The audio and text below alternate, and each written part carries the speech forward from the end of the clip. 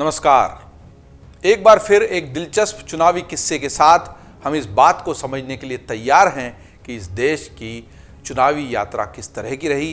पहले चुनाव से लेकर अब तक हमने आपको बहुत सारे दिलचस्प किस्से बताए, सुनाए और उस पर जो आपने प्रतिक्रिया दी, प्रतिसाद दिया, उसके लिए हम बहुत आभारी हैं। लगातार इसी तरीके से अपनी प्रतिक्रिया देते रहिए और हमारे साथ बने रहिए इस देश की चुनावी यात्रा पर।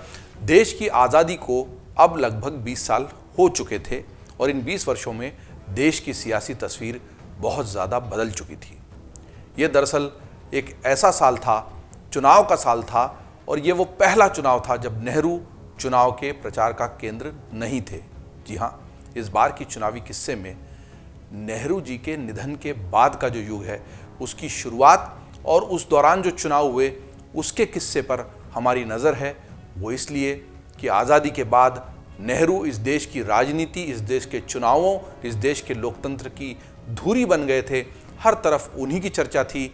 चुनाव और चुनाव के पहले और चुनाव के बाद सबसे ज़्यादा किसी की चर्चा होती थी तो वो थे पंडित जवाहरलाल नेहरू, देश के पहले प्रधानमंत्री। नेहरू के निधन के बाद देश की सियासत बदल चुकी थी। पाकिस्तान के साथ युद्ध में विजय और उसके बाद शास्त्री जी की संदिग्ध परिस्थितियों में हुई मौत के बाद सत्ता की कमान इंदिरा गांधी के हाथ में थी। सत्ता में हो रही इस उथल पुथल के बीच देश के हालात में भी बहुत से बदलाव आए थे। इन बदलावों को देखकर कई विदेशी पत्रकार तो यहां तक भविष्यवाणी करने लगे थे कि शायद 1967 का लोकसभा चुनाव होगा ही नहीं। जिस तरह पाकिस्तान और बर्मा जैसे देशों में सैनिक सत्ता आ चुकी थी, उसी तरह की कुछ हालत, उसी तरह की कुछ स्थिति भारत में भी बन सकती है।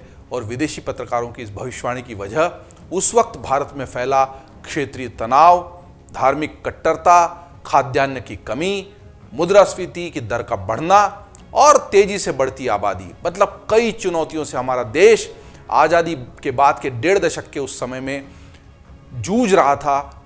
ये माना जाना चाहिए और मैं समझता हूं कि ये देश का एक बड़ा संक्रमण काल था। देश वहां से 2 रास्तों पर कहीं भी आगे बढ़ सकता था। एक था लड़ाई, भूखमरी, बर्बादी और टूटन का रास्ता, और दूसरा 1.5 दशक की आज़ादी को संभालते हुए, लोकतंत्र को मजबूत करते हुए, देश को जोड़े रखते हुए आगे बढ़ने का रास्ता। जब भी कोई देश इस तरह के दोराहे पर खड़ा होता है तब होने वाली घटनाएं और उनसे जुड़े निर्णय बहुत अहम हो जाते हैं, क्योंकि वो देश के भविष्य को तय करने वाले होते हैं। एक अंग्रेजी पत्रकार ने तो इस मामले को देखकर, देश की परिस्थिति को देखकर यहाँ तक भविष्यवाणी कर दी थी कि भारत में अकाल का खतरा मंडरा रहा है और सरकार भी कुछ भी कर पाने में नाकाम दिखाई दे रही थी। जनता सरकार को भ्रष्ट मानने लगी है। सरकार और सत्ताधारी कांग्रेस जनता का भरोसा खो चुके हैं और लोगों को अपना भविष्य सिर्फ अंधकार में ही नहीं बल्कि अनिश्चित भी लग रहा है। विदेशी पत्रकारों के ऐसे मानने का कारण वही प्रांतों ने भी उपराष्ट्रों की तरह अपना व्यवहार करना शुरू कर दिया था। उस पत्रकार की राय में इतनी जल्दी लोकतंत्र के चरमराने से देश तत्काल दूसरा उपाय ढूंढेगा और ऐसी सूरत में सेना ही वो एकमात्र संगठन होगी जो देश को बचा पाएगी। जी हाँ, पत्रकारों का काम है जो चीज़ें हो रही हैं, जो घटनाएं हो रही हैं, उनको देखना और उनका विश्लेषण करना। वो दूर से बैठकर जो देख रहे थे वो लिख रहे थे। दुनिया भारत को लेकर कयास लगा रही थी, पर इस महान देश ने कुछ और ही तय किया हुआ था। वो देश जिसके लिए 15 साल पहले चुनाव एक नया अनुभव थे, उसने चुनावों को पूरी तरह से भारतीयकरण कर लिया था चुनावों का, और उनको आत्मसात कर लिया था। विदेशी पत्रकार यही मात खा गए, गच्चा खा गए देश की तासीर को समझने में। दरअसल ये देश चुनावों को अब एक ऐसे उत्सव के रूप में बदल चुका था जिसके अपने नियम बन चुके थे, अपने पैमाने तय हो चुके थे, और इस उत्सव में लोगों की सहभागिता की जो तासीर है, जो तरीका है, वो भी बदल चुका था। कुछ अपवादों को छोड़कर हर 5 साल पर इन्हें दोहराया जाने लगा था। लोग बड़े उत्साह और ऊर्जा से इन चुनावों में हिस्सा लेते थे। नेहरू जी के नेतृत्व के बिना चुनाव लड़ रही कांग्रेस को इस चुनाव में नुकसान के अनुमान जताए जा रहे थे। नतीजे आए तो विश्लेषकों के अनुमान बहुत हद तक सच भी साबित हुए। 1962 में 361 सीट जीतने वाली कांग्रेस 1967 के चुनाव में 283 सीटों पर ही सिमट गई। मतलब नुकसान तो हुआ, हालांकि बहुमत कांग्रेस के पास बना रहा। 520 सीटों वाली लोकसभा में कांग्रेस को बहुमत मिल गया और इसके बाद भी नतीजे यही बता रहे थे कि कांग्रेस का जनाधार घट रहा है। 1962 में 45% वोट शेयर हासिल करने वाली कांग्रेस 1967 में 41% वोट शेयर पर आकर टिक गई। कांग्रेस का लोकसभा चुनाव से ज्यादा बुरा हाल राज्यों के विधानसभा चुनावों में हुआ। सबसे बुरे नतीजे मद्रास के रहे, जहां से पार्टी के कद्दावर नेता तक हार गए। केरल में भी पार्टी को बड़ा नुकसान हुआ। मद्रास में द्रविड़ मुनेत्र कड़गम यानी डीएम की बहुत बड़ी जीत इसने हासिल कर ली। पार्टी ने विधानसभा की 234 सीटों में से 137 पर कब्जा कर लिया। कांग्रेस केवल 51 सीटों पर सिमट कर रह गई। डीएमके के नेता सीएन अन्नादुरई राज्य के मुख्यमंत्री बने। अन्नादुरई के पार्टी बनाने का किस्सा हम अपने पिछले चुनावी किस्से में आपको बता ही चुके हैं, किस तरीके से कांग्रेस के खिलाफ अलग अलग क्षेत्रीय दल सिर उठा रहे थे, अपनी जमीन तलाश रहे थे और वो जमीन इन 1967 के चुनावों में उस हद पर जा चुकी थी जहां पर अन्नादुरई मुख्यमंत्री बन गए, गैर कांग्रेसी मुख्यमंत्री। कांग्रेस के लिए मद्रास की हार बहुत ही बड़ी थी। यह हार इसलिए भी बड़ी थी क्योंकि उस दौर में पार्टी के कई बड़े नेता मद्रास, जिसे अब हम तमिलनाडु कहते हैं, वहीं से आते थे। इनमें से कई बड़े नेता इस चुनाव में हार गए।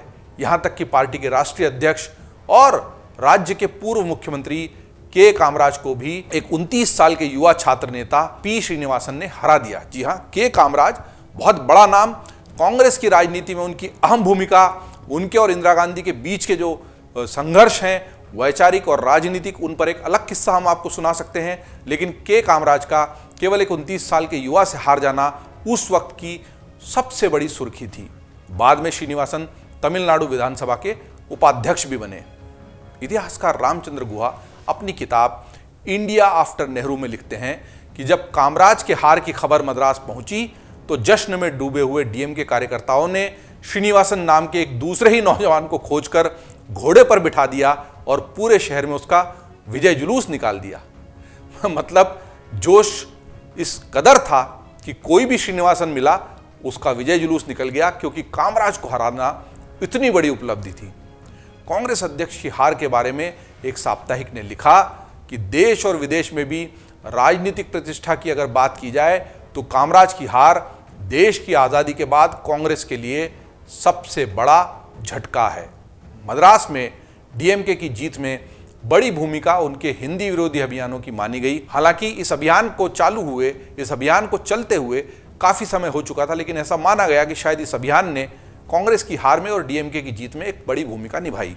इसके साथ ही तमिल अभिनेता एमजी रामचंद्रन की भूमिका भी बेहद अहम मानी गई।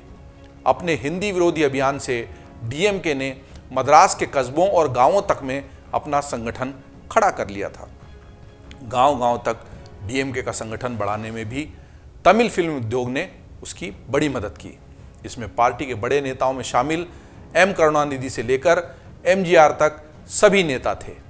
करुणानिधि तमिल फिल्मों के बड़े पटकथा लेखक थे तो एमजीआर राज्य के सबसे चर्चित अभिनेता। उनकी लोकप्रियता का भी डीएमके को बहुत फायदा मिला। इसका मतलब तमिल की जो फिल्म इंडस्ट्री है, फिल्म उद्योग है, उसके नेता, अभिनेता और लेखक शुरू से ही, पहले जो मद्रास था और अब तमिलनाडु है, उसकी राजनीति में बहुत बड़ी भूमिका निभाते आए हैं। तमिलनाडु की जनता खासकर गांवों और कस्बों में दीवानगी की हद तक इनको चाहती थी। 1967 के चुनाव से ठीक एक महीने पहले हुई एक घटना ने भी डीएमके की जीत में बड़ी भूमिका निभाई थी। दरअसल चुनाव से ठीक पहले एमजीआर पर गोली चलाई गई और वे घायल हो गए। चुनाव प्रचार के दौरान डीएमके के कार्यकर्ताओं ने गांवों और कस्बों में घायल एमजीआर की तस्वीरें चिपका दी। अपने नायक की पार्टी को जिताने के लिए लोग बड़ी तादाद में मतदान केंद्रों तक पहुंचे और एक सहानुभूति एमजीआर के प्रति इस गोलीकांड के बाद हो गई।